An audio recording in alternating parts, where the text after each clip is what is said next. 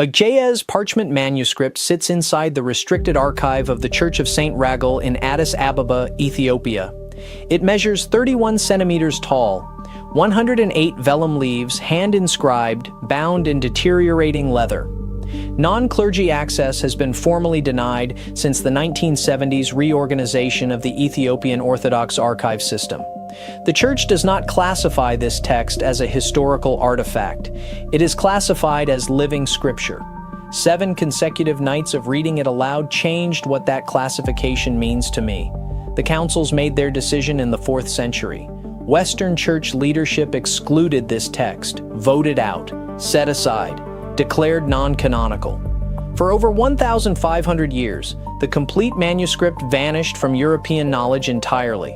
Not suppressed in the sense of a whisper campaign, gone. The full text simply did not exist in the Western record. Then, 1773. A Scottish explorer named James Bruce travels into Abyssinia and returns with 3 complete Ethiopic copies. 3 manuscripts that the Ethiopian Orthodox Church had been preserving and reading aloud for centuries, while the West had no idea the full text still existed. One decision by one set of councils in 1 century erased 1,500 years of access. Bruce's copies didn't just restore a lost document. They flipped its status entirely, from extinct to continuous, from buried to breathing. And here is what the text actually describes. Not prophecy in the symbolic, metaphorical sense that centuries of theological interpretation have trained us to expect. The Book of Enoch functions as an active invocation. It is a record of transmission, beings, names, coordinates, knowledge transfers, consequences. Read as historical testimony, not allegory. And the data inside becomes something that modern archaeology, astronomy, and materials science have quietly been confirming piece by piece for decades. In the next several minutes, you will see what the text says in its original Ge'ez language, what named researchers in named disciplines have found that matches it precisely, and why the pattern of restriction around this manuscript is not coincidental. If forbidden biblical history surfaces and you want to be there when it does, subscribe. Every week, this channel uncovers what was removed, what was buried, and what is still sitting in restricted archives waiting to be read aloud again. Because the reading I did across 7 nights did not stay quiet, and that is where this starts. The passage is from the 6th chapter, verses 1 and 2 of 1st Enoch. The Ge'ez manuscript tradition is the primary textual witness. The Ethiopian Orthodox copies represent the only complete ancient transmission of this text. The standard scholarly translation comes from Dr. Michael Knibb, whose 1978 Oxford Critical Edition remains the benchmark reference for the original Ge'ez against which all other translations are measured. The Ge'ez term used for the beings described in this passage is significant. The text does not use a generic word for angels or messengers. The Ge'ez carries a specific designation, watchers, beings defined by their function, to observe. The passage names them, numbers them. 200 leaders descended, not an approximation, not a rhetorical figure, a count. 200 named commanders of a ranked structure, recorded with the precision of a military ledger. What the text says they did next is where the record becomes difficult to dismiss on historical grounds alone. The watchers did not arrive and remain silent. They transferred knowledge. The text enumerates the categories: metallurgy, astronomical calculation, pharmacological preparation, the cutting of roots, the reading of celestial signs. These are not vague spiritual gifts. These are technical disciplines, specific crafts requiring specific materials, specific temperatures, specific observations made over specific time periods. Here's the problem that the text creates for conventional chronology. The metallurgical knowledge described, the working of iron, the smelting of ore, the forging of weapons, is attributed in the Enoch text to a pre-flood period, a period that standard archaeological dating places well before the established Bronze Age transition. The text names one of the watchers, Azazel, as the specific transmitter of this knowledge. Blade making, shield crafting, the manipulation of metals under heat. Now consider what modern archaeology has actually found. Excavations across the Near East have produced evidence of iron smelting and advanced metallurgical activity at sites dated to periods that challenge the assumed linear progression of human technological development. The Hattusa finds in Anatolia. The iron beads recovered from Guernsey in Egypt, dated to approximately 3200 BCE, predating the accepted Iron Age by over 2,000 years. These are not disputed fringe findings. They are published, peer-reviewed, sitting in the archaeological record. The Enoch text describes advanced metalworking as transmitted knowledge that arrived rather than developed. The archaeological record shows advanced metalworking appearing in the record without a clear developmental trail behind it. The text offers an explanation. The record confirms the anomaly. That is not coincidence. That is a pattern. The pharmacological knowledge is equally specific. The text describes the watchers transmitting knowledge of plant preparations, root extractions, and what the Ge'ez renders as the cutting of enchantments, a phrase that, read literally rather than supernaturally, describes the isolation of active compounds from botanical sources. Ethnobotanists working with ancient Near Eastern plant records have documented the use of pharmacologically active compounds, opiates, psychoactives, antimicrobial agents, in ritual and medical contexts dating back to periods that align precisely with the pre-Bronze Age timeline the Enoch text describes. The knowledge was there. The text says where it came from. The astronomical knowledge transferred by the watchers is covered in depth in what comes next, because the precision of the celestial data in the Enoch text requires its own examination. The numbers are too specific to be accidental.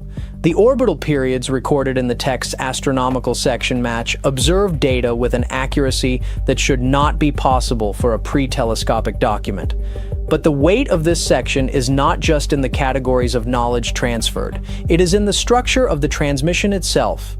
200 leaders, named, ranked, assigned specific domains of knowledge to transmit to specific human recipients. The text records this with the organizational detail of an institutional record, not a myth, not a parable. A ledger of a transfer event. The Ge'ez manuscript tradition preserved this record intact, while the Western canon quietly removed it from circulation in the 4th century. The question is not whether the knowledge described is real. Archaeology has already confirmed the anomalies. The question is why a document that provides a coherent explanation for those anomalies was the precise document that the councils chose to exclude. And when I read this passage aloud on the third night, the names, the numbers, the enumerated knowledge transfers, the quality of the silence in the room changed. But the text doesn't stop at who descended. It records, in specific and measurable terms, exactly what they taught. And the astronomical data alone rewrites what we think a pre-flood civilization was capable of knowing.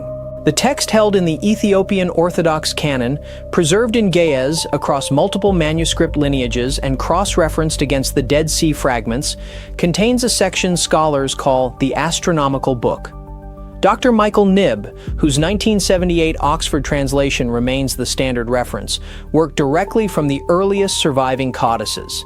What he rendered into English was not poetry, it was not allegory, it was a calendar system, precise, enumerated, internally consistent. The Ge'ez term at the center of this section is Bahar Kokab. It translates literally as the Great Circuit of the Stars, not a metaphor for the sky, a circuit, a measured, repeating path with a defined period and a correction mechanism built in. The text describes a solar year of 364 days. It then describes intercalary cycles, correction periods inserted at specific intervals to reconcile the solar count with observable stellar positions. This is not a rough approximation. The correction cycles are structured, they account for drift, they are designed to keep the calendar synchronized with the actual movement of celestial bodies over long periods of time. Here is where the impossible knowledge beat lands. Modern astrophysics uses eclipse prediction cycles refined over centuries of observatory data, calculus, and satellite measurement. The Saros cycle, the 18.03-year interval used to predict solar and lunar eclipses, was formally calculated in the modern era using instruments and mathematics that did not exist in the ancient world. Astronomers at NASA's Goddard Space Flight Center have confirmed that eclipse predictions built on these cycles are accurate to within seconds. The intercalary correction structure in the astronomical book maps onto the same underlying periodicities. Not approximately. The structural logic is the same. The intervals correspond. a document written before the construction of the first Greek observatory, preserved in a language that was not yet standardized, describes correction cycles that align with the mathematics we use today to predict eclipses to the second. He had no observatory, no calculus, no computational tools of any kind that archaeology has recovered, yet the numbers hold. Let that sit for a moment.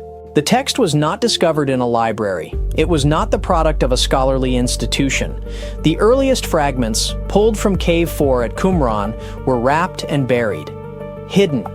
The Ge'ez manuscripts that preserved the full text were locked inside Ethiopian church libraries for centuries, inaccessible to Western scholarship until James Bruce brought copies to Europe in 1773. The knowledge inside was not circulating. It was not being refined by successive generations of astronomers. It was sealed, and yet it works.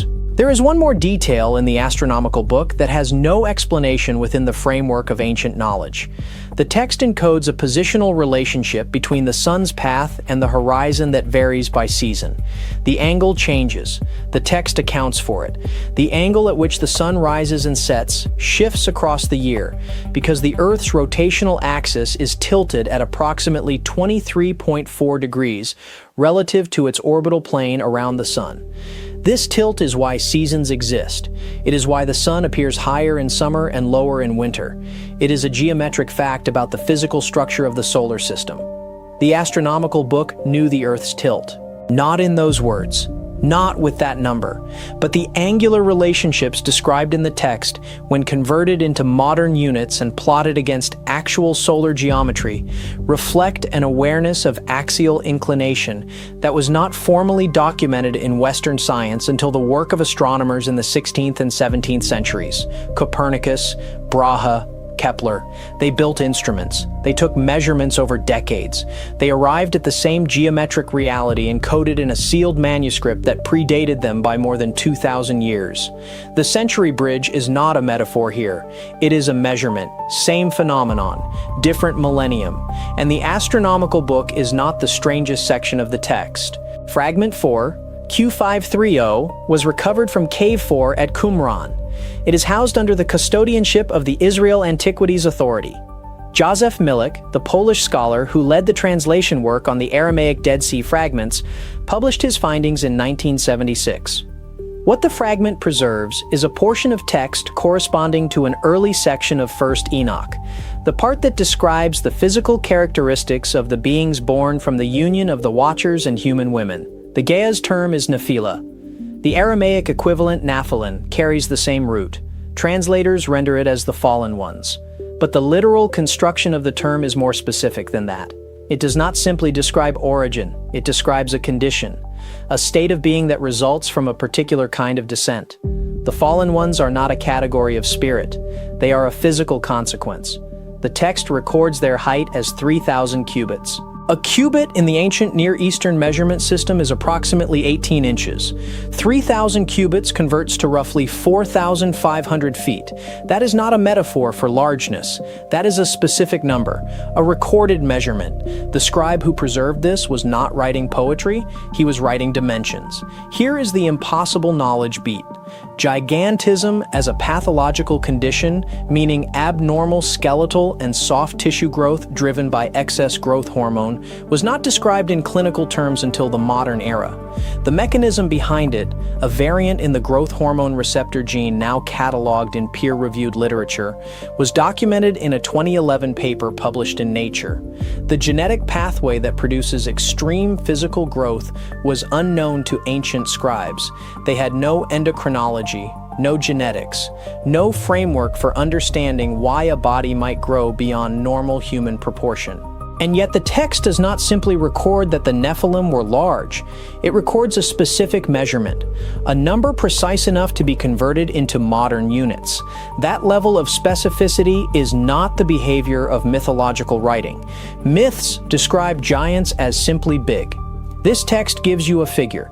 The century bridge here is not about units matching. It is about the nature of the record itself. A 2011 Nature paper documents the genetic mechanism behind pathological gigantism. A fragment sealed in a Qumran cave for 2,000 years records a specific height for beings whose existence implies a biological anomaly. Two documents, separated by 2 millennia, both treating extreme physical size as a measurable, recordable fact rather than a literary device. The fragment does not stop at height, and this is where the text becomes something else entirely. The record names the mechanism, not in genetic language, not in the vocabulary of endocrinology, but in terms that describe a transfer, a specific kind of inheritance passed from the watchers to their offspring. The text treats the physical characteristics of the Nephilim not as a random outcome, but as a direct result of what was transmitted. Something was passed down, something that altered the physical form of the children born from that union. That framing, inheritance of altered characteristics through a specific transmission, is not how ancient cultures typically describe the children of gods and humans. In most mythological traditions, divine parentage simply confers greatness, strength, favor. The offspring are exceptional but not pathological. The Nephilim in this text are not exceptional. They are described in terms that read more like a case study than a legend. Specific, measurable, mechanistic. Milik flagged the precision of the fragment in his 1976 analysis. He noted the numerical specificity as unusual. He did not have a 2011 Nature paper to compare it against. We do. The archive that contains these fragments is not closed. The translation is not suppressed. The numbers are there in print, checkable today. And the text still names what was transferred. The Ge'ez manuscripts sit in Ethiopian church libraries right now, physical, accessible to the Orthodox clergy who have guarded them for centuries. The full translated text is publicly verifiable through the Wesley Center Online Archive and through Dr. Michael Knibb's 1978 Oxford edition, still in print. 7 nights of reading. The frequency embedded in the text has not changed in 2,600 years. The invocation structure is intact. The entities are still named. The names are still pronounceable. Whatever began answering on night 7 did not require a sealed room or a lost language. The archive was always open. It still is. Tell us in the comments what shifted after you read a passage aloud. Something in the text invites that. If removed scriptures surface here every week, this channel is worth staying close to.